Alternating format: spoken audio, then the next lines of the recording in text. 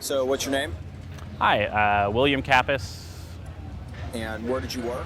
I used to work for Carter Machine back in 91 to 93. And where else did you work? I used to do events for Unique Sporting. I did the Best in the West tournament series for 5 years in Southern California. What are some of your most memorable moments working with Earon? Starting off kind of early, how did you start at Carter Machine? So Earon used to come out to a field I was working at, which was Fields of Fury up in Valencia. And then I went down and bought a comp gun and just went down to the shop, mostly waiting for my comp gun to be finished. And just started hanging out, and the shop was a really social place. People come down, hang out, go see movies. And then when Dave left, Earon needed somebody to help him out.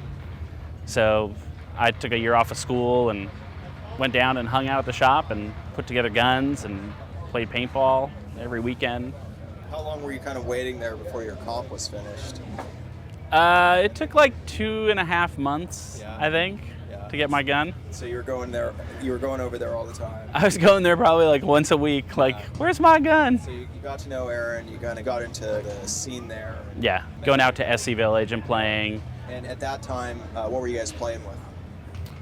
Everybody was playing pretty much pump guns, and then we went down to SC, and we were playing with like a lot of the guys who just hung out, and a lot of the guys who played with different teams, but just casually were playing. So we had like guys from the Whackers and Team America, and all the Southern California, teams when they weren't practicing for tournaments and stuff like that. So we'd have a great time because we'd be able to book an event. Like people would say, "Oh, I want guys to come out," and we could pick up the phone and have 75 people at SC. So we'd play 75 against 250, on a regular basis. Yeah. And about what time did you start working on semi-automatics at Earon? Pretty much right when they came out. Yeah, right when they came out, we started doing a lot of work. Like we never worked much with Tippmanns. Like I just never.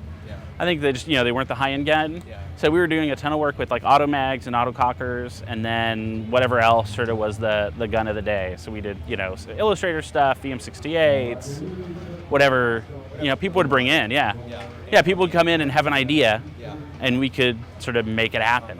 And what about that one gun that you were telling me about with kind of a recocking cylinder on the side? That was just kind of an idea of Earon's. Yeah, he had an idea to make an auto-cocking Nelson-based gun, but it was just like a one-off thing, and it kind of worked.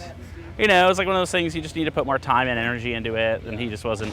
And it was basically a bimbo valve on the side of it. Yeah, it was a spring-assisted ram, so like the ram would go, and then a spring would pull it back. Yeah. So basically it was using exhaust gas from the barrel, so it was ported directly into the barrel. So when you shot, the gas that was still behind the ball would actuate the ram, cock the gun, and the spring would pull it back forward. And it kind of worked.